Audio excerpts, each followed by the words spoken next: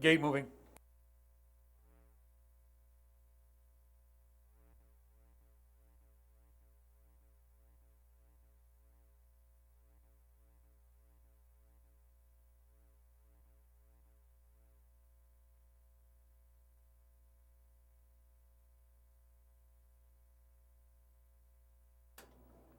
Bobby Quillen Memorial Pacers behind the gate moving up. Purse 150,000.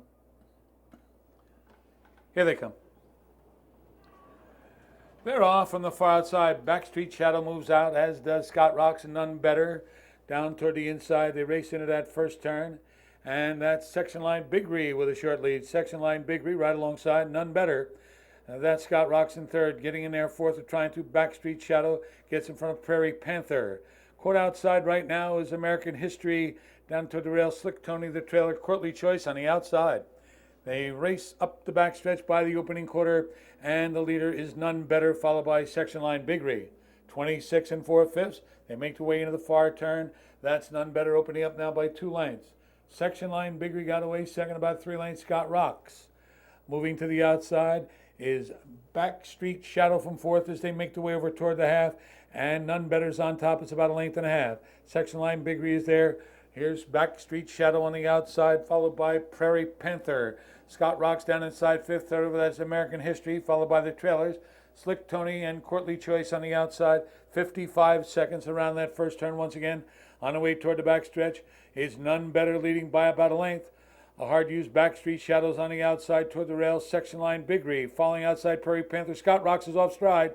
Slick Tony got jammed up a bit. They go toward 3/4. None Better. None Better leads by about 1 length. That's Backstreet Shadow. 3 wide. Here comes American History, who had trouble early. Down inside is Section Line Bigry, 3/4, 122 and 4. And American History right up on the outside to get a short lead coming toward the top of the stretch. American History from the outside, 1/2 length. None Better fights at the rail, another 2 lengths back to Section Line Bigry. They come off the turn. American History on the outside battles None Better coming through the stretch. American History with a rough go. American History's going to win it, however. American History, a big win. Then it's going to be None Better and Section Line Bigry. 149 and 3/5.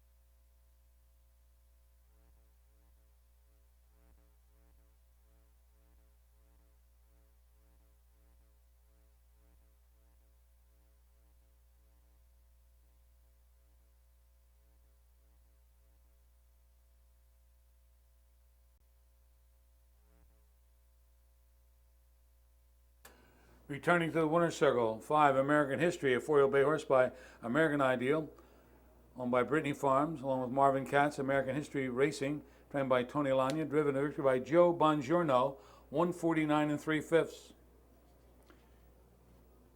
In that winner's circle, State Representative Tim Dukes, along with Dan Short, former Senator Nancy Cook,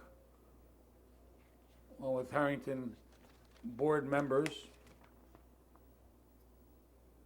Leroy Betts, Ken McDowell, Andy Berger, Pamela Bakarian, Delaware Harness Racing Commissioners Stephanie Liguri, George Stotts, Pat Wagner, Mark Davis. Also out there, Chief Executive Officer of Harrington Raceway and Casino, Patty Key, Secretary of Finance, Rick Geisenberger, Secretary of Agriculture, Mike Skuse, General Manager Jim Bays, Assistant Matt Sparacino,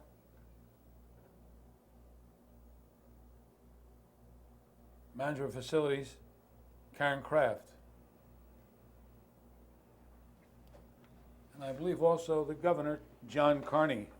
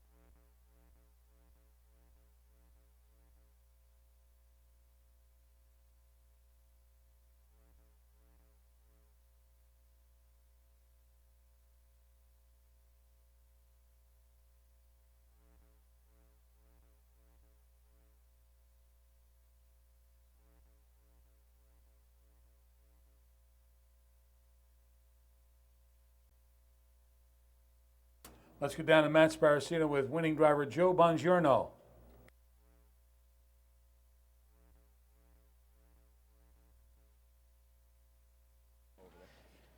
Thanks, Jack. I'm joined by winning driver Joe Bongiorno aboard American History. Quite a race, Joe. Not the probably ideal trip for your horse. Tell us about it.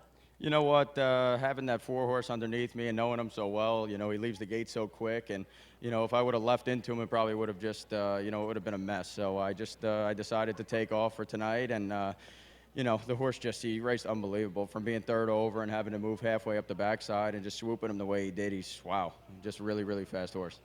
Well, the last few races may have shaped out to be terrific preps for him because he was racing at Yonkers and had some outside posts there.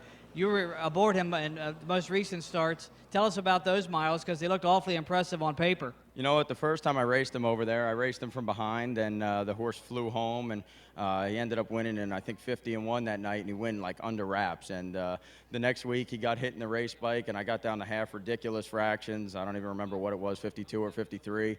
And, 3/4 in 120 or 121. He went a mile and 50 again. But he was a little tired that night, obviously, from the fractions. So I actually think he likes it from behind a little bit more. But I'd like to see him on the front off of reasonable fractions, too. How does he rate as far as early in your career? You've already been aboard some terrific horses. How does he rate? You know what? This is a phenomenal horse. I think he's actually just fine in his top form right now. I think you're going to see this horse do big things in the next year or so. Tell us about your relationship, trainer Tony Alagna, obviously one of the most high-powered barns in the country, in North America. You get to drive for him some, that's got to be a great thrill for you. Absolutely. Tony and his owners have been phenomenal, and, they've given me a handful of opportunities, and, I couldn't thank them enough. And I'm actually going, I'm going to the Jug on Wednesday, race there in the Jugette on Wednesday, and race for them on Thursday in the Jug. Well, on behalf of all of us here at Harrington Raceway, Joe, congratulations and best of luck at the Little Brown Jug. Thank you very much.